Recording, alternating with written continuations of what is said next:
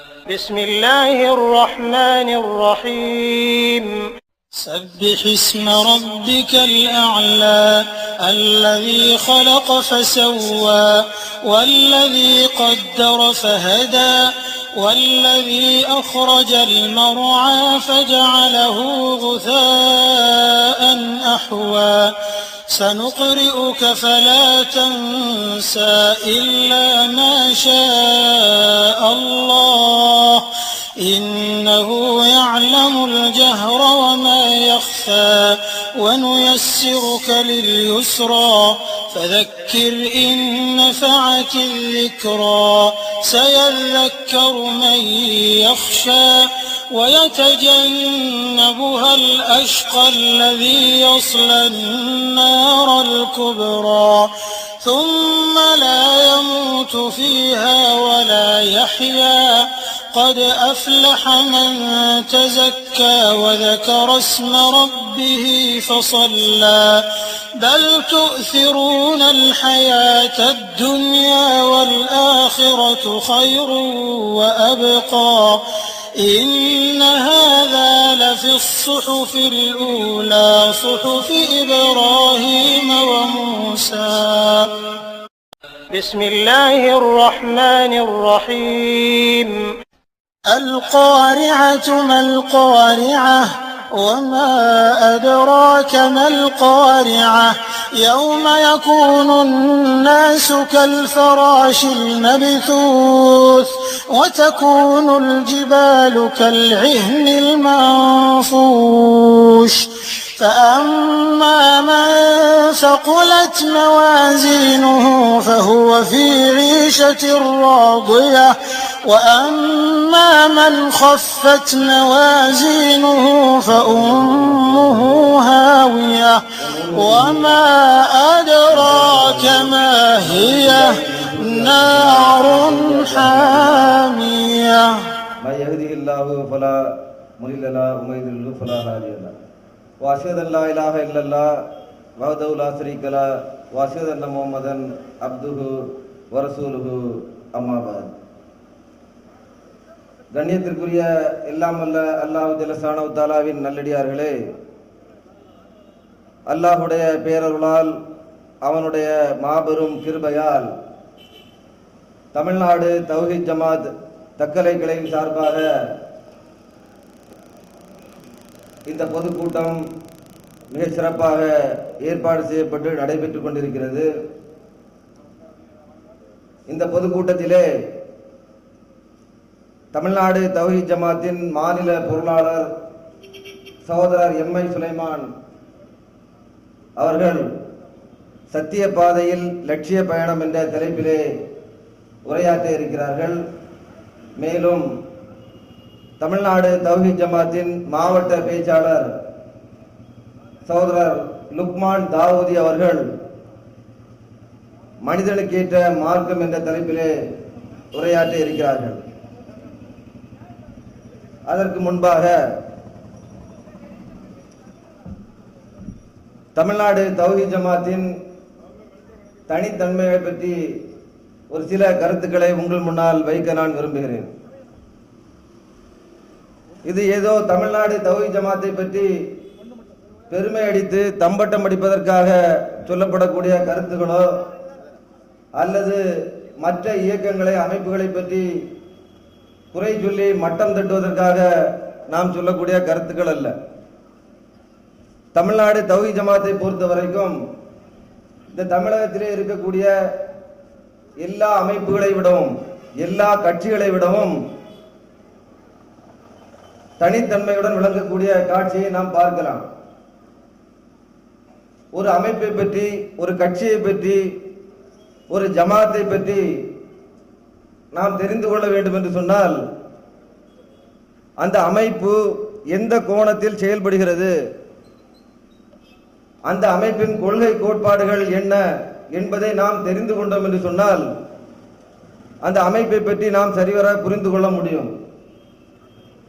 அந்த அமைப்பின் பைலாவை, விதிமுறைகளை படித்து ஆராய்ந்து தெரிந்து கொள்வதை விட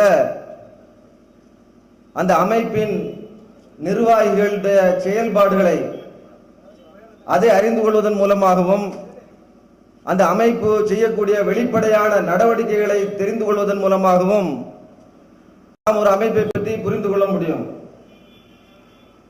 ஏனென்று சொன்னால் இஸ்லாமிய மார்க்கத்தை பொறுத்தவரை அது ஆரம்ப காலத்திலே இந்த உலகத்திலே பரவிய விதத்தை நாம் உதாரணமாக எடுத்துக்கொள்ளலாம். இஸ்லாமிய மார்க்கம் இந்த உலகத்திலே ஆரம்ப காலத்திலே மக்கள் மத்தியிலே எடுத்து சொல்லப்படும் பொழுது இந்த மார்க்கத்தினுடைய கொள்கை கோட்பாடுகள் இந்த உலகத்திலே வாழக்கூடிய மக்கள் எல்லாம் பின்பற்றி செயல்படுத்தத்தக்க வகையிலே அமைந்திருந்தாலும் இந்த மார்க்கத்தினுடைய கொள்கை கோட்பாடுகளை பார்த்து ஆரம்ப காலத்திலே பெரும்பாலான மக்கள் இந்த கொள்கைக்கு வரவில்லை. இஸ்லாத்திலே சொல்லப்பட்ட மனிதநேய கருத்துக்களை பார்த்து இஸ்லாத்திலே சொல்லப்பட்ட சமூக நிகழ்வுகளை பார்த்து இஸ்லாத்திலே சொல்லப்பட்ட குடும்ப வழிமுறைகளை பார்த்து இஸ்லாத்திலே சொல்லப்பட்ட விஞ்ஞான கருத்துக்களை பார்த்து ஆரம்ப காலத்திலே மக்கள் வரவில்லை. ஆனால் இந்த மார்க்கத்திலே சொல்லப்படக்கூடிய கருத்துக்கள் அற்புதமான கருத்துக்கள், இந்த மார்க்கத்திலே சொல்லப்படக்கூடிய சட்டத்திட்டங்கள் கொள்கை கோட்பாடுகள் சிறந்தவையாக இருக்கிறது என்று சொல்லி அதை ஆய்வு செய்து உள்ளத்தால் கிரகித்து ஆரம்ப காலகட்டத்திலே இந்த மார்க்கத்தை ஏற்றுக்கொள்ளவில்லை மக்கள். பெரும்பாலான மக்கள் இஸ்லாத்தை ஏற்றுக்கொண்ட ஆரம்ப காலகட்டத்திலே அவர்கள் இந்த இஸ்லாத்தை ஏற்றுக்கொண்டதற்கான அடிப்படை காரணமே நபிகள் நாயகம் ஸல்லல்லாஹு அலைஹி வஸல்லம் அவர்களை பார்த்துதான். நபிகள் நாயகம் ஸல்லல்லாஹு அலைஹி வஸல்லம் அவர்களும் தங்களுடைய வாழ்க்கையை முன்னுதாரணமாக அந்த மக்கள் மத்தியிலே காட்டித்தான் இந்த மார்க்கத்தின்பால் வாருங்கள் என்று அழைத்தார்கள். நபிகள் நாயகம் ஸல்லல்லாஹு அலைஹி வஸல்லம் அவர்களுடைய நேர்மையை பார்த்து, அவர்களுடைய ஒழுக்கத்தை பார்த்து, அவர்களுடைய நாணயத்தை பார்த்து, அவர்களுடைய தூய்மையான பழக்க வழக்கங்களை பார்த்துத்தான் ஏராளமான மக்கள் இந்த மார்க்கத்தின்பால் ஈர்க்கப்பட்டார்கள். அல்லாஹ் ஜல்லஷானஹு தஆலாவும் தன்னுடைய திருமறையிலே நபிகள் நாயகம் ஸல்லல்லாஹு அலைஹி வஸல்லம் அவர்களுடைய வாழ்க்கையே அந்த மக்களிடம் முன்னுதாரணமாக காட்டி அவர்களை அழைக்க நபியை கட்டளையிடுகிறான். ஃபக்கத் லபிஸ்து ஃபீக்கும் உம்ரன் மின் கப்லிஹி அஃபலா தஅகிலூன். நபிட்ட அல்லாஹ் சொல்றான், மக்களே, நான் உங்கள் மத்தியிலே இத்தனை ஆண்டு காலம் வாழ்ந்திருக்கிறேனே, இதை நீங்கள் சிந்திக்க மாட்டீர்களா? இந்த உலகத்திலே நான் உங்கள் மத்தியிலே 40 வருட காலம் வாழ்ந்திருக்கிறேன். இந்த 40 வருட காலம் நான் வாழ்ந்த அந்த காலகட்டத்திலே நான் என்றைக்காவது பொய் பேசியிருக்கிறேனா? என்றைக்காவது உங்களை ஏமாற்றி இருக்கிறேனா? என்றைக்காவது ஏதாவது ஒழுக்கக்கேடில் ஈடுபட்டிருக்கிறேனா? என்றைக்காவது தவறான காரியங்களிலே நான் செய்திருக்கிறேனா? ஒருவன் இந்த சமூகத்திலே 40 வயது ஆண்டு காலம் வாழ்கிறான் என்று சொன்னால் அவன் என்னென்ன தவறுகளை எல்லாம் செய்வானோ அந்த தவறுகளில் ஏதாவது ஒரு தவறை நான் செய்திருக்கிறேனா என்று அந்த மக்கள் மத்தியிலே அவர்கள் வாதம் வைத்தார்கள். இதற்காக வேண்டியாவது இப்படிப்பட்ட என்னை பார்த்தாவது இந்த மார்க்கத்தை நீங்கள் ஏற்கக்கூடாதா என்று சொல்லி பக்கத்தில் லபிஸ்து ஃபீக்கும் உம்ரன் மின் கப்லிஹி அஃபலா தஅகிலூன், இதை பார்த்தாவது உங்களோடு நான் வாழ்ந்த காலத்திலே என்னுடைய ஒழுக்கத்தை, நேர்மையை, நாணயத்தை, என்னுடைய பண்பாட்டை பார்த்தாவது இந்த மார்க்கத்தை ஏற்றுக்கொள்ள மாட்டீர்களா என்று அந்த மக்களிடத்திலே நபிகள் நாயகம் ஸல்லல்லாஹு அலைஹி வஸல்லம் அவர்கள் வாதத்தை வைத்து அவர்களை இந்த மார்க்கத்தின்பால் அழைத்தார்கள். அல்லாஹ்வும் அவர்களை இந்த மாதிரி தான் கட்டளையிடுகிறார். உங்களுடைய அந்தில் அசீரத்தக்க அக்ரபின், உங்களுடைய நெருங்கிய உறவினர்களை நீர் அழைத்து அச்சமூட்டி எச்சரிக்கை செய்கிறாக என்று அல்லாஹ் நபிகள் நாயகம் ஸல்லல்லாஹு அலைஹி வஸல்லம் அவர்களை பார்த்து கட்டளையிடுகிறான். நபிகள் நாயகம் ஸல்லல்லாஹு அலைஹி வஸல்லம் அவர்களும் தங்களுடைய உறவினர்களை அழைக்கிறார்கள். ஒவ்வொருவரையும் அந்த குடும்பத்தாரின் பெயரை சொல்லி அழைக்கிறார்கள். அப்துல் முத்தலிபின் குடும்பத்தாரே வாருங்கள், பனு ஹாசிம் குடும்பத்தாரே வாருங்கள், என்னுடைய மாமி சஃபியாவே, என்னுடைய அருமை மகள் பாத்திமாவே, அப்படி என்று சொல்லி ஒவ்வொருத்தருடைய பெயரை, குடும்பத்தார் பெயரை எல்லாம் சொல்லி இதை கேட்பதற்காக வாருங்கள் என்று சொல்லி அழைத்து சஃபா என்கிற குன்றின் மீது ஏறி நின்று கொண்டு அவர்களிடம் கேட்கிறார்கள், தங்களுடைய குடும்பத்தாரிடம் கேட்கிறார்கள், இந்த குன்றிற்கு அந்த பகுதியிலே ஒரு குதிரைப்படை உங்களை தாக்க வருகிறது என்று சொன்னால் நீங்கள் அதை நம்புவீர்களா, அதை ஏற்றுக்கொள்வீர்களா என்று அந்த மக்களிடம் கேட்கிறார்கள். ஃபலா பலா மா ஜர்ரபுனா அலைக்க இல்லா சிதுக்கா, நீங்கள் இன்றைக்கு பொய் பேசி நாங்கள் பார்த்ததே இல்லையே, அப்படியே நாங்கள் ஏற்றுக்கொள்வோம். நாங்கள் அந்த குன்றுக்கு பின்னாடி போய் பார்த்து குதிரைப்படை வருதா, எங்களை தாக்க வருதா என்று ஆய்வு செய்து அறிந்து அதன் பிறகு நாங்கள் ஏற்றுக்கொள்ள மாட்டோம். நீங்க சொன்ன உடனே நாங்கள் ஏற்றுக்கிடுவோம். ஏன்னா நீங்க வாழ்க்கையில பொய்யே பேசுறது கிடையாது. அப்படிப்பட்ட ஒழுக்க சீலர்களாக இருந்தீர்கள், அல்லமீனாக இருக்கிறீர்கள், சாதிக்காக இருக்கிறீர்கள். நீங்கள் பொய்யே கூற மாட்டீர்கள். நீங்கள் சொன்னால் அதை நாங்கள் அப்படியே ஏற்றுக்கொள்வோம் என்று சொல்லி அந்த மக்கள் நபிகள் நாயகம் ஸல்லல்லாஹு அலைஹி வஸல்லம் அவர்களுக்கு சர்டிபிகேட் கொடுக்கிறாங்க. அவருடைய வாழ்க்கையை பார்த்து கொடுக்கிறாங்க, அவருடைய நடவடிக்கையை பார்த்து கொடுக்கிறாங்க, அவருடைய செயல்பாடுகளை பார்த்து கொடுக்கிறாங்க. அந்த செயல்பாடுகளை, அந்த அவருடைய சர்டிபிகேட்டை, அவர்கள் கொடுத்த அந்த நன்மதிப்பை மூலதனமாக வைத்துத்தான் நபிகள் நாயகம் ஸல்லல்லாஹு அலைஹி வஸல்லம் அவர்கள் இந்த இஸ்லாமிய மார்க்கத்தை அந்த மக்கள் மத்தியிலே எடுத்து வைக்கிறார்கள். அதே போன்று இன்றைக்கு நாம பார்க்கிறோம், தமிழகத்திலே எத்தனையோ இயக்கங்கள் இருக்கின்றன, எத்தனையோ கொள்கையுடைய கட்சிகள் இருக்கின்றன, எத்தனையோ ஜமாத்துகள் இருக்கின்றன. அத்தனை ஜமாத்துகளுடைய நடவடிக்கைகளை நாம் பார்க்கணும். அதனுடைய கொள்கை கோட்பாடுகள் என்ன, அதனுடைய வேற சட்டத்திட்டங்கள் என்ன, அதை ஆய்வு செய்வதை விட, அதை ஆராய்ந்து பார்ப்பதை விட, அந்த ஜமாத்தை வழிநடத்தக்கூடிய, அந்த இயக்கத்தை வழிநடத்தக்கூடிய, அந்த கட்சியை வழிநடத்தக்கூடிய அந்த நிர்வாகிகளுடைய செயல்பாடுகள் எப்படி இருக்கிறது, அந்த தலைவர்களுடைய வழிநடத்தக்கூடிய தலைவர்களுடைய நடவடிக்கைகள் எப்படி இருக்கிறது என்பதை பார்த்து அந்த இயக்கத்தை நாம் தெரிந்து கொள்ளலாம், அந்த இயக்கத்தை பற்றி நாம் புரிந்து கொள்ளலாம். அதே போன்று நாம் இந்த தமிழ்நாட்டில் இருக்கக்கூடிய அத்தனை கட்சிகளையும் நாம் கொஞ்சம் எடுத்து பார்க்கிறோம். எடுத்து கண் முன்னாடி நிறுத்தி பாருங்க. நம்முடைய உள்ளத்தில் விருப்பு வெறுப்பு இல்லாமல் நாம் இருக்கக்கூடிய கட்சிகள், நாம் இருக்கக்கூடிய இயக்கங்கள், நாம் சார்ந்திருக்கக்கூடிய கொள்கையுடைய ஜமாத்துகள், அவற்றின் மீது நாம் வைத்திருக்கக்கூடிய பாசங்கள், அவற்றின் மீது நாம் வைத்திருக்க விருப்பு, அதையெல்லாம் கொஞ்சம் ஓரங்கட்டி வைத்து விட்டு வெளியே நின்று பாருங்க. இந்த தமிழகத்தில் எத்தனை கட்சிகள் இருக்குதோ அத்தனை கட்சிகளும் அவருடைய நடவடிக்கைகள் எப்படி இருக்கிறது, அதை வழிநடத்தக்கூடிய நிர்வாகிகள் எப்படி இருக்கிறார்கள், அவர்கள் இந்த இயக்கத்தை தொடங்கும் போது ஆரம்ப காலகட்டத்திலே எப்படி இருந்தார்கள், இப்ப எப்படி இருக்கிறார்கள், அதை பாருங்க. அதை அந்த அளவுகோல, இந்த வழிமுறையை எல்லா இயக்கத்துக்கும் வைக்கிறான். இதுக்கு முஸ்லீம் இயக்கங்கள் தான் அவசியம் கிடையாது. முஸ்லீம் இயக்கங்களாக இருந்தாலும் சரி, முஸ்லீம் அல்லாத கட்சிகளாக இருந்தாலும் சரி, எல்லா அமைப்புகளுக்கும் இந்த அளவுகோல வைங்க. அந்த இயக்கங்களை, அந்த கட்சிகளை, அந்த அமைப்புகளை ஆரம்பிக்கக்கூடிய அந்த காலகட்டத்திலே அந்த இயக்கத்தை ஆரம்பித்த அந்த தலைவருடைய வாழ்க்கை எப்படி இருந்தது? 5 பேர் இருக்கும்போது அந்த தலைவர் பேசியிருப்பாரு. 5 பேர் இருக்கும்போது 50 பேர் ஆகும், 50 பேர் 500 பேர் ஆகும், 500 பேர் 5 லட்சம் ஆகும், 5 லட்சம் 5 கோடி ஆகும். இப்படி மக்கள் தொகை கூடும் பொழுது, மக்கள் சக்தி பெருகும் பொழுது அந்த தலைவருடைய நடவடிக்கை எப்படி இருந்தது, அந்த தலைவருடைய செயல்பாடுகள் எப்படி அமைந்திருந்தது, ஆரம்ப காலகட்டத்தில் அவருடைய பொருளாதார நிலை எப்படி இருந்தது, இப்போ பொருளாதார நிலை எப்படி இருக்கிறது சொல்லுவாங்க. சும்மா நாங்க ஒரு காலகட்டத்தில் நாங்க 2 பேர் சேர்ந்து ஒரு டீயை வாங்கி ஆளுக்கு பாதி குடிச்சோம், நல்ல ட்ரெயின் ஏறி ஒரு இடத்துக்கு நாங்கள் பயணம் செய்து போய் கட்சியை தொடங்க என்று சொல்லி பெருமையாக சொல்லுவார்கள். அப்படிப்பட்ட தலைவர்களுடைய இன்றைய காலகட்டத்தில் அவருடைய நிலைமையை பாருங்க. உலகத்திலே பெரிய கோடீஸ்வரன், ஆசியாவிலே பெரிய செல்வந்தராக, நம்பர் 1 செல்வந்தராக மாறக்கூடிய நிலைமைக்கு அந்த கட்சி தலைவர்கள் மாறி போய்விடுகிறார்கள்.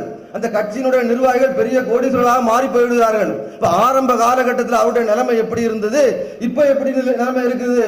இதே நிலைமைய, இதே ஒப்பீட நம்ம ஜமாத்து கூட நம்ம ஒப்பீடு செய்து பார்ப்போம். இது மட்டும் இல்ல, இதா பெரிய கட்சியோட நிலைமை. சின்ன சின்ன கட்சிகளா இருக்கும், சின்ன சின்ன இயக்கங்களா இருக்கும், நம்ம சமுதாய இயக்கங்களா இருக்கும். ஒரு எலெக்ஷன்ல நின்று இருப்பாங்க, ஏதாவது ஒரு எம்எல்ஏ இருப்பாங்க, 2 எம்எல்ஏ இருப்பாங்க. அந்த எம்எல்ஏ பதவி கிடைச்ச பிறகு அவருடைய நிலைமை எப்படி இருந்தது, அதுக்கு முன்னாடி அவருடைய நிலைமை எப்படி இருந்தது, அதை யோசிச்சு பாருங்க, அதை சிந்திச்சு பாருங்க. அப்ப இப்படிப்பட்ட நிலைமை தமிழ்நாடு தௌஹீத் ஜமாத்தினுடைய தலைவர்களுடைய நிலைமை இப்படி இருக்கிறதா? அவர்களுடைய நிலைமை ஆரம்ப காலகட்டத்தில் எப்படி இருந்தது? 5 பேர் வச்சு பிரச்சாரம் பண்ணும் பொழுது அவருடைய நிலைமை எப்படி இருந்தது? இப்போ 50 லட்சம் பேர் திரண்டு இருக்கும் போது அவருடைய நிலைமை எப்படி இருக்கிறது? அதை நம்ம ஆய்வு செய்து பார்க்கணும். விருப்பு வெறுப்பு இல்லாம பார்க்கணும். சும்மா உள்ளத்துல ஒண்ணு வச்சுக்கிட்டு அவருக்கு அவர் போட்டிருக்கக்கூடிய சட்டை 50,000 ரூபாய் சட்டை போட்டிருப்பாரு, அவர் வீட்டுல நீச்சல் குளம் இருக்கும், அவருக்கு மகனை டாக்டருக்கு படிக்க வச்சு, இப்படி தெரியாத விஷயங்களை யாரோ ஒரு சொல்லி அவர்கள் பரப்பிவிடக்கூடிய வதந்திகளை வேண்டுமானால் நாம் சொல்லலாமே தவிர உண்மை நிலைமை என்ன? இன்றைக்கு இந்த தமிழ்நாடு தௌஹீத் ஜமாத்தினுடைய நிர்வாகிகளுடைய நிலைமையை கொஞ்சம் பாருங்க. மாநில நிர்வாகிகளா இருந்தா கூட அவர்கள் இன்றைக்கு கூட வாடகை வீட்டுல தான் இருக்கிறாங்க.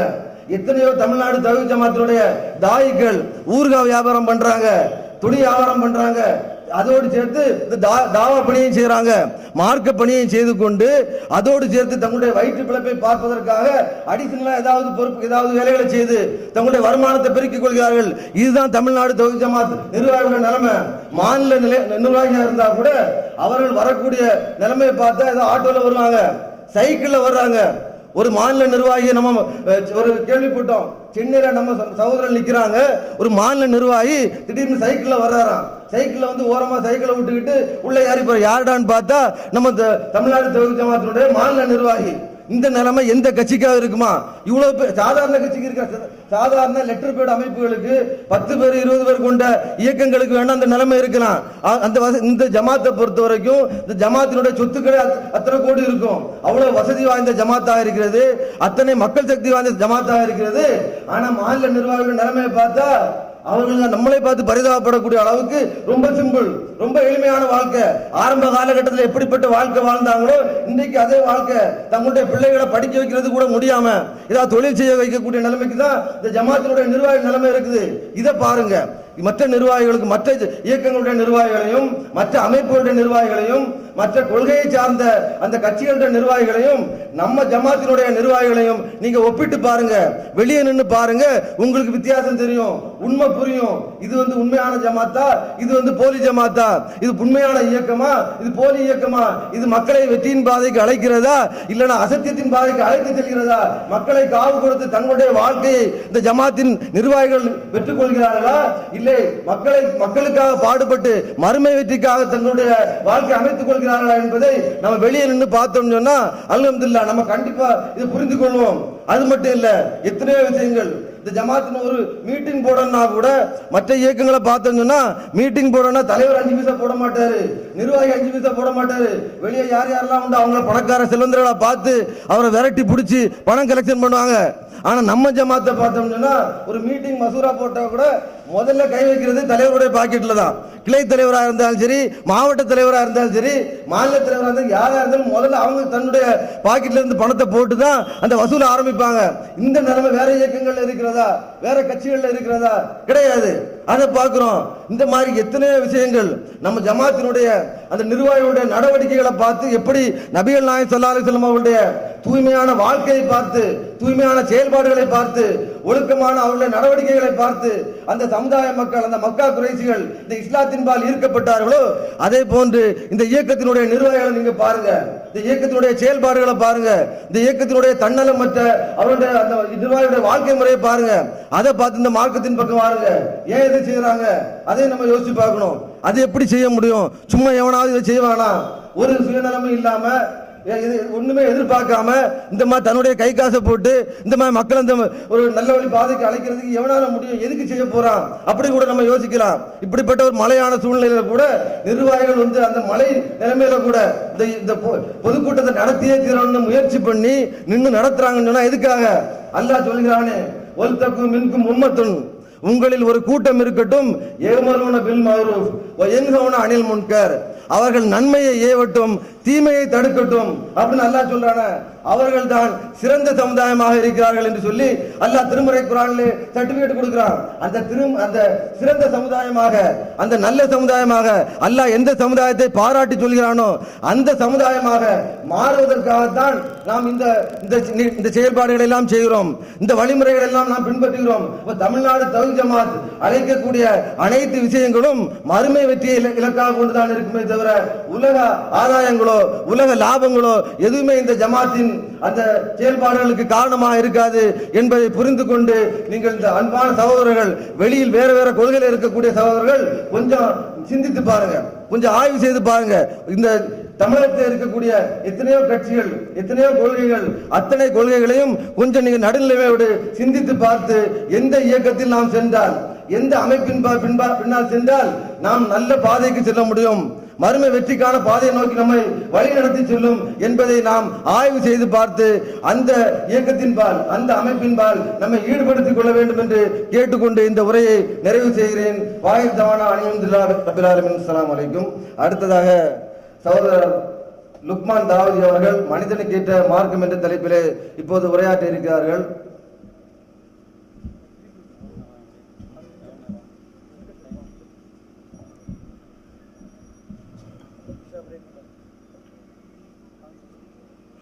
பாங்க சொல்லுங்க, நீ படிக்கலாம்ல.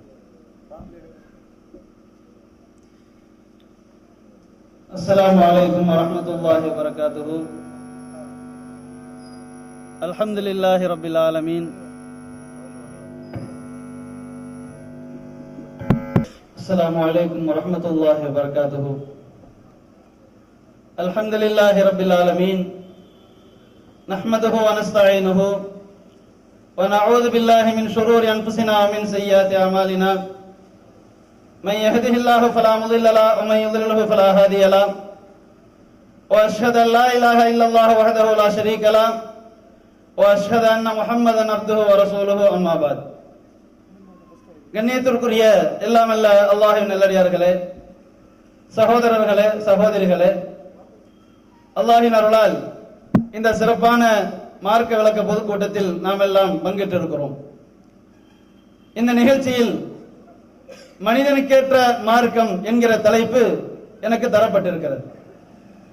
இந்த தலைப்பிற்கு உள்ளே நாம் செல்வதற்கு முன்னால் அடிப்படையான சில செய்திகளை முதலில் நாம் கவனத்தில் வைத்துக் கொள்ள வேண்டும். உலகத்தில் மனிதனை நல்வழிப்படுத்துவதற்குத்தான் எல்லா விதமான மதங்களும் சட்டதிட்டங்களும் அமைக்கப்பட்டிருக்கிறது. எத்தனை விதமான மதங்கள் இருந்தாலும் அனைத்து மதங்களும் மனிதனுக்கு நல்ல பண்பை கற்றுக் கொடுக்கத்தான் இருக்கிறது. எந்த ஒரு மதமும் தீய பழக்கத்தையோ, திருட்டு பழக்கத்தையோ, விபச்சாரத்தையோ, தீவிரவாதத்தையோ, பயங்கரவாதத்தையோ செய்யுமாறு அல்லது ஆர்வப்படுத்தக்கூடிய விதத்தில் எந்த ஒரு மதமும் கிடையாது. அப்ப உலகத்தில் இருக்கக்கூடிய எல்லா மத நூல்களும் சட்டதிட்டங்களும் மனிதனை நல்வழிப்படுத்தத்தான் அது ஏற்படுத்தப்பட்டிருக்கிறது. அந்த அடிப்படையில் இஸ்லாம் என்பதும் மக்களை நல்வழிப்படுத்தக்கூடிய ஒரு ஆன்மீக வழிகாட்டல், ஆன்மீக ஒரு நல்லொழுக்க பயிற்சி. மற்ற மதங்களுக்கும் இஸ்லாத்திற்கும் இடையே சில வித்தியாசங்களை நாம் முதலில் கவனத்தில் வைத்துக் கொள்ள வேண்டும். இஸ்லாத்தின் தனிச்சிறப்பு என்னவென்று சொன்னால், பொதுவாக எல்லா மதங்களுமே அந்த மக்களுக்கு சொல்லக்கூடிய செய்திகளில், வழிகாட்டல்களில் முழுக்க முழுக்க அந்த மதம் சார்ந்த வணக்கங்களோ, மதம் சார்ந்த சம்பிரதாயங்களோ, மதம் சார்ந்த சடங்குகளோ தான் அந்த மதங்களால் மக்களுக்கு வழிகாட்டப்படும். ஆனால் இஸ்லாத்தை பொறுத்த மட்டில் மதம் சார்ந்த வணக்க வழிபாடு என்பது, மதம் சார்ந்த சம்பிரதாயங்கள் என்பது ஒரு 5% அல்லது அதை விட குறைவாகத்தான். அது அல்லாமல் 90% அதிகமான காரியங்கள் அது மனிதனை மட்டும்தான் பற்றி பேசும். மனிதகுல நலனை பற்றி மட்டும்தான் இஸ்லாம் பேசும். பலவிதமான மதங்கள் இருக்கிறது. இயல்பாக மதம் என்று சொன்னாலே அது மக்களுக்கு மதம் சார்ந்த சடங்குகளை சொல்ல வேண்டும் என்று இயல்பாக இருக்கும் போது, இஸ்லாத்தினுடைய அந்த மத வழிகாட்டல் என்பது, வணக்க வழிபாடு என்பது ஒரு 5 அல்லது அதை விட குறைவான சதவிகிதம். மற்ற முழுமையான அதன் கவனம் என்பது, அதன் திட்டங்கள் என்பது முழுக்க முழுக்க மனிதகுலம் சார்ந்த, மனிதனுக்கு நல்லது செய்ய வேண்டும், மனித நேயத்தை பேண வேண்டும், நல்லொழுக்கத்தை பேண வேண்டும் என்று மனித குலத்திற்கு நன்மையான விஷயங்களைத்தான் அதிகமாக சொல்லும். இரண்டாவதாக, இஸ்லாம் என்று சொன்னால் அதில் 2 அடிப்படைகள் தான். முதலாவது, படைத்த ஒட்டுமொத்த படைப்புகளையும் படைத்த அல்லாஹ் எதையெல்லாம் நமக்கு சொல்லி தருகிறானோ, எதையெல்லாம் நமக்கு தெளிவுபடுத்தியிருக்கிறானோ அது இஸ்லாம்.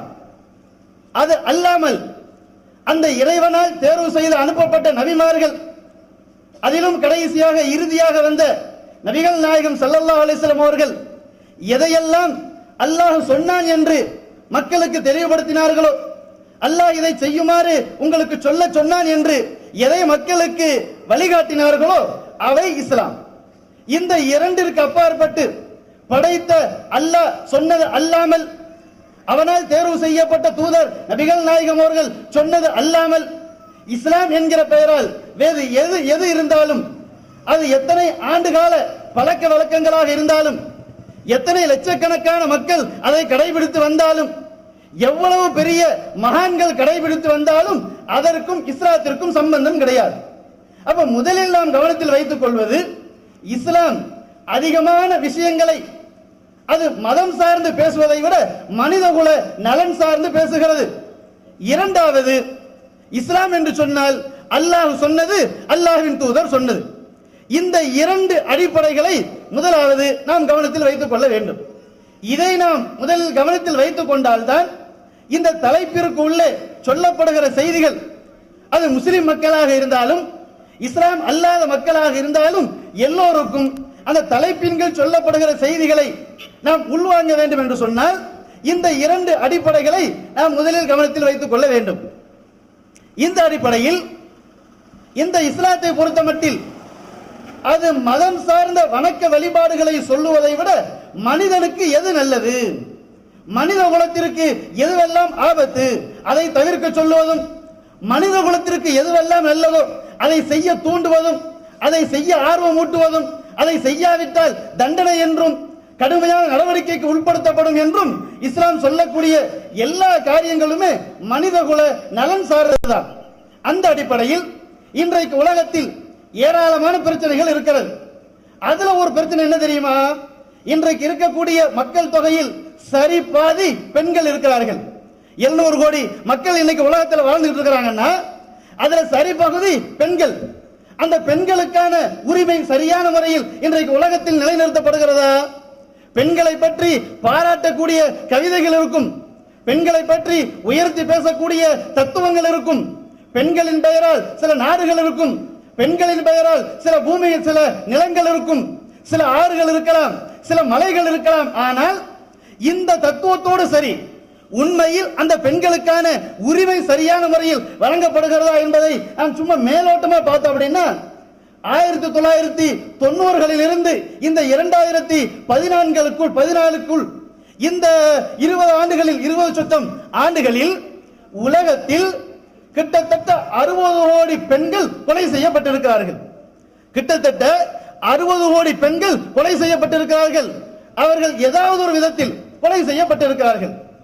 அதில் குறிப்பாக இந்தியாவில் இந்த 20 சொச்சம் ஆண்டுகளில் 6 கோடி பெண்கள் பள்ளியிடப்பட்டிருக்கிறார்கள். என்ன காரணம்? எந்த அடிப்படையில்?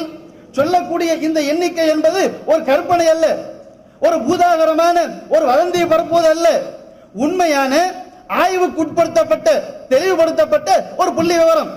இந்தியாவில் இந்த 20 சொச்சம் ஆண்டுகளில் கிட்டத்தட்ட 6 கோடி பெண்கள் பலிகடாவாக்கப்பட்டிருக்கிறார்கள். ஏன்? என்ன காரணம்? பெண் பிள்ளைகள் மீது கொண்ட வெறுப்பு. பொம்பளை பிள்ளையா எனக்கு வேண்டாம், பொம்பளை பிள்ளையினால இந்த பிரச்சனை, பொம்பளை பிள்ளையினால அந்த பிரச்சனை என்று பெண் குழந்தைகள் மீது கொண்ட ஒரு விதமான வெறுப்பு, ஒரு விதமான அவமதிப்பின் அடிப்படையில் பெண்களுக்கு எத்தனையோ இன்றைக்கு இந்தியாவில் பார்த்தோம் அப்படின்னா 33% இடஒதுக்கீடு கொடுத்தாகணும். சட்டமன்றத்திலையும் பாராளுமன்றத்திலையும் 33% கொடுத்தாக வேண்டும். 100க்கு 33 34 பேர் பெண்கள் இருக்கணும் என்று பேசப்படுகிறது. பலவிதமான போராட்டங்களுக்குள் முன்வைக்கப்படுகிறது. அட சட்டமன்றத்தில் பாராளுமன்றத்தில் கொடுக்கட்டும். உலகத்தை பெறப்படுவதற்கு, உலகத்தில் அந்த கரு வருவதற்கு, குழந்தையாக அது பிரசவித்து வருவதற்கு எத்தனை பேர் அனுமதிக்கப்பட்டிருக்கிறார்கள்? அப்படி இன்றைக்கு 6 கோடி பெண்கள் பலிகடாவாக்கப்படுகிறார்கள் என்று சொன்னால் அது பயங்கரமான விபத்தாலோ, ரோட்ல ஒரு 4 பெண்கள் அடிபட்டு விட்டால், விபத்தில் சிக்கிவிட்டால் அது ஒரு பெரிய கட்டுரைகளாக, மிகப்பெரிய ஒரு வருத்தம் தகுந்த விஷயமாக செய்தியாக்கப்படுதுங்க. ஆனால் 6 கோடி பெண்கள் சர்வ சாதாரணமாக கொல்லப்பட்டிருக்கிறார்கள், பலிகடாவாக்கப்படுகிறார்கள் என்று செய்தி வருது. அது குறித்து பெரிய அளவிற்கு ஒரு விமர்சனமோ பெரிய அளவிற்கு ஒரு கவலையான ஒரு நிலையோ இல்லை. அப்ப இயல்பாக என்ன மனநிலை இருக்கிறது? மக்கள்கிட்ட என்ன மன ஓட்டம் இருக்கிறது? ஆம்பளை பிள்ளையை விட பொம்பளை பெண் பிள்ளையை விட ஆம்பளை பிள்ளை தான் முக்கியம், பொம்பளை பிள்ளை நமக்கு வேண்டாம் என்கிற ஒரு விதமான எண்ண ஓட்டம் இருப்பதை பார்க்கிறோம். ஆனால் அந்த வெறுப்பு என்பது உலகத்தினுடைய சில தேவையற்ற காரியங்களால், திருமணம் என்கிற பெயரால், வரதட்சணை என்கிற சமூக கொடுமை, இன்னபிற சில சமூக கொடுமையினால் அது வெறுப்பு என்பது ஒரு காரணமாக இருந்தாலும் இந்த கொடுமைகளை நீக்குவதற்கு முயற்சிக்க வேண்டுமே தவிர பிறக்கக்கூடிய அந்த சின்ன சிறுசு, பிறக்கக்கூடிய அந்த குழந்தைகள் என்ன தவறு செய்கிறார்கள்? ஆனால் இப்படிப்பட்ட ஒரு அநீதி நடப்பதை பார்க்கிறோம். சொல்ல போனால் பரவலாக நம்மள்கிட்ட ஆம்பளை பிள்ளைன்னா ஒரு விதமான மகிழ்ச்சி, பொம்பளை பிள்ளைன்னா சொல்வதற்கு கூட மக்கள் வெட்கப்படுது, தைரியமா சொல்றது கூட கிடையாது. என்னப்பா 9 மாசமா மனைவி இருந்தாங்களே, என்ன ஆச்சு? பிள்ளை பிறந்துருச்சு, பிறந்துருச்சு, என்ன பிள்ளை? பொம்பளை பிள்ளை தான், முடிஞ்சு போச்சு. அதே ஆம்பளை பிள்ளையா இருந்தா போனை போட்டு சொல்றது, ஒரு ஸ்வீட் வாங்கி கொடுக்கறது, அப்படியா இப்படின்னு சொல்லி ஒரு பரப்புறத சர்வ சாதாரண மக்கள்கிட்ட பார்க்கிறோமா இல்லையா? ஆனால் இஸ்லாம் இந்த ஒரு கருத்தை மறுத்து, உண்மையில் பெண் பிள்ளைகள் என்று சொன்னால் அது குடும்பத்திற்கு பரக்கத்து, பெண் பிள்ளை தான் மனித குலத்திற்கு சிறந்த முன்னேற்றத்திற்கு ஒரு அற்புதமான படைப்பு என்று இஸ்லாம் சொல்லி தருகிறது. அல்லாஹ் குர்ஆனில் சொல்லி தருவான், ஒமின் ஆயாத்தி அன் ஹலகலக்கும் மின் அஸ்வாஜிக்கும் லிதஸ்குனு இலைஹா வஜஅல பைனக்கும் மவத்தத்தன் வரஹ்மா. அல்லாஹ்வின் சான்றுகளில் உள்ளது என்ன தெரியுமா? அல்லாஹ் உங்களை படைத்து அந்த உங்களுக்கு நிம்மதி ஏற்படுத்தும் விதமாக பெண்களை அல்லாஹ் உங்களுக்கு ஏற்படுத்தி இருக்கிறான். அதாவது ஆண் குலத்திற்கான ஆண்களுக்கான மன நிறைவு என்பது, மன திருப்தி என்பது பெண்கள் மூலமாகத்தான் கிடைக்கும், அந்த குடும்ப வாழ்க்கையின் மூலமாகத்தான் கிடைக்கும் என்பதை அல்லாஹ் சொல்லி, ஆண்கள் மூலமாக பெண்களுக்கு மன அமைதி என்று அல்லாஹ் சொல்லவில்லை, பெண்கள் மூலமாகத்தான் உங்களுக்கு மன அமைதி கிடைக்கும் என்று அல்லாஹ் சொல்லி தருகிறார். ஆனால் அதை ஒரு வயதுக்கு பிறகு, சில அனுபவங்களுக்கு பிறகு உணர்ந்து கொள்ள முடியும். ஆனால் இயற்கையாக இன்றைய உலக நடப்பு என்ன சொல்லுது? 60 கோடி பெண்கள் சிசுக்கள் அல்லது கருவிலேயே அழிக்கப்படுகிறது என்று சொன்னால் மனிதனுடைய எண்ண ஓட்டம் எப்படி இருக்கிறது? ஆனால் இஸ்லாம் சொல்லுது, இதில் தான் உனக்கு வெற்றி இருக்குது, பொம்பளை பிள்ளையில தான் உனக்கு குடும்பத்திற்கு மன நிறைவு இருக்கிறது என்று சொல்லக்கூடிய அதே விஷயத்தை அனுபவத்தில் பார்க்காம இல்லையாங்க? முஸ்லிம்களை விடுங்க, அல்லது எந்த ஒரு மதம் சார்ந்த அல்லது மதத்திற்கு வெளியே இருக்கக்கூடிய எந்த ஒரு மனிதராக இருந்தாலும் குடும்பத்தில் பாருங்க, எந்த பிள்ளை மன நிறைவை தருது? பொம்பளை பிள்ளையா ஆம்பளை பிள்ளையா? நம்ம கொஞ்சறதுக்கு அல்லது கௌரவத்தோடு பேசுவதற்கு வேண்டுமானால் ஆம்பளை பிள்ளை பெருசா தெரியலாம், மனிதனை பொறுத்த மட்டில் அது சிறந்தது இது சிறந்தது என்று அல்ல. ஆனால் இந்த எண்ண ஓட்டம் தவறு, எனக்கு ஆம்பளை பிள்ளை தான் வேணும் என்கிற எண்ண ஓட்டம் தப்பு என்பதை இஸ்லாம் அற்புதமான முறையில் சொல்லி தருகிறது. நமது வாழ்க்கையிலையும் பார்க்கிறோமா இல்லையா? இன்னைக்கு வரதட்சணை என்கிற அந்த ஒரு காரணத்தை வைத்து, திருமணம்னா பெரும் கஷ்டம் என்கிற அந்த காரணத்தை வைத்து பெண் பிள்ளைகளை வெறுக்கக்கூடிய ஒரு நிலை. ஆனா குடும்பத்துல ஒரு அப்பாவுக்கு ஒரு உடம்பு சரியில்லைன்னு வைங்களேன், ஒரு கால்வலி, ஒரு தலைவலி, வயிற்று வலின்னு வைங்க, பையன் என்ன பண்ணுவான்? ஒரு ஓரமா நின்றுட்டு இருப்பான். ஆனா பொம்பளை பிள்ளை என்ன பண்ணும்? அது உள்ளத்துல ஒரு விதமான கவலை ஏற்பட்டு கண்ணீர் வடிக்கும். தலையில தைலம் தைக்கணுமா, காலில் தைலத்தை தைக்கணுமா? இல்ல ஒண்ணு வேண்டாம், தகப்பனார் காலையில இருந்து சாயங்காலம் வரைக்கும் கஷ்டப்பட்டு வீட்டுக்கு வந்தா தம்பி காலை பிடிச்சி அமுக்கி விடுறானா? எந்த பையனை அமுக்கி விடுவானா? ஆம்பளை பையனை பிள்ளைகள் அனுப்பி விடுகிறார்களா? நாம தான் ஆம்பளைங்களா இருக்கிறவங்க நம்ம அப்பா அம்மாவுக்கு கால் பிடிச்சி அமைக்கிட்டு போமா? ஏதோ 100ல சின்ன சின்ன வித்தியாசங்கள் இருக்கலாம். ஆனால் இயல்பாக பெண் பிள்ளைகளுக்கு என்று ஒரு விதமான இயல்பு, அந்த இரக்க குணம். அப்பா அம்மா உடம்பு சரியில்லைன்னா முதலில் கண்ணீர் வருவது பொம்பளை பிள்ளைகளுக்கு தான். சில தவிர்க்க முடியாத, ஆண்கள் செய்ய முடியாத காரியங்களை செய்வது பெண் பிள்ளைகள் தான். இதுல ஆஸ்பத்திரி நர்சுகளை பார்க்கிறோமா இல்லையா? ஒரு டாக்டர் இருப்பாரு, 10 நர்சுகள் இருப்பார்கள். ஒரு டாக்டர் இருப்பாரு, 50 நர்சுகள் இருப்பார்கள். ஏன் 50 நர்சுக்கு ஆம்பளை வச்சுக்கிற வேண்டியதானே? நடக்குமா? அது நர்ஸ் என்று சொன்னால் அது பெண்களாக இருக்கும் போது அவர்களுடைய அந்த கனிவான அந்த நடைமுறை, அவர்கள் அளிக்கக்கூடிய ஊசி மருந்தாக இருந்தாலும், அவர்கள் கவனிக்கக்கூடிய அந்த முறையாக இருந்தாலும் அதில் ஒரு விதமான இரக்க குணம், ஒரு விதமான பணிவு, ஒரு விதமான மிருதுவான அந்த பண்பு வெளிப்படுவதை பார்க்கிறோம். அதே ஆம்பளைగా இருந்தான்னு வைங்க, ஒரு தடவை சொல்லி பார்ப்பான், கேட்கலன்னா 2 சத்தம் மட்டும் போயிட்டே இருப்பான், வேலை பார்த்துட்டு போறான்னு. அப்ப நாம் இயல்பாக பார்க்கிறோம், பெண்களுடைய மனநிலை எண்ண ஓட்டம் இயல்பு என்பது வேறு, ஆண்களுடைய இயல்பு என்பது வேறு. அப்போ உண்மையில் விரும்ப தகுந்த ஒரு பிள்ளை என்று சொன்னால் அது பெண் பிள்ளை தான். ஆனா என்ன நினைக்கிறோம்? மக்களிடத்தில் பரவலாக என்ன ஓடுகிறது? பொம்பளை பிள்ளை நமக்கு சரி வராது. ஆனால் இஸ்லாம் என்ன தெரியுமா சொல்லுது? இந்த ஒரு அடிப்படையை புரிய வைத்து, அட பொம்பளை பிள்ளை உனக்கு பிரச்சனை இல்லப்பா, அதுதான் உனக்கு நல்லது என்கிற அடிப்படையை வேறு வகையிலும் மார்க்கம் புரிய வைக்கிறது. நபிகள் நாயகம் அவர்கள் வீட்டில் இல்லாத ஒரு நேரத்தில் ஒரு பெண், ஒரு ஏழை பெண் 2 பொம்பளை பிள்ளையை கையில வச்சுக்கிட்டு நபிகளாருடைய வீட்டுக்கு வருவார். அந்த தர்மம் கேட்பார், ஏதாவது உணவு சாப்பிட கொடுங்க அப்படின்னு கேட்பாப்ல. அப்ப ஆயிஷா ரலியல்லாஹு அன்ஹா அவங்க என்ன பண்ணுவாங்கன்னா, வீட்டுல ஒரே ஒரு பேரிச்சம்பழம் இருக்கும், அதை எடுத்து கொடுத்துருவாங்க. இதுதாங்க பெண்களுடைய இயல்பும். எது இருக்குதோ அதை தாராளமாக கொடுக்க வேண்டும் என்கிற அந்த இரக்க குணமும் உள்ளது. அப்ப ஆயிஷா அவர்கள் அந்த ஒரு பேரிச்சம்பழத்தை எடுத்து இருக்கிறது வீட்டுல அவ்வளவுதான் எடுத்து கொடுத்துறாங்க.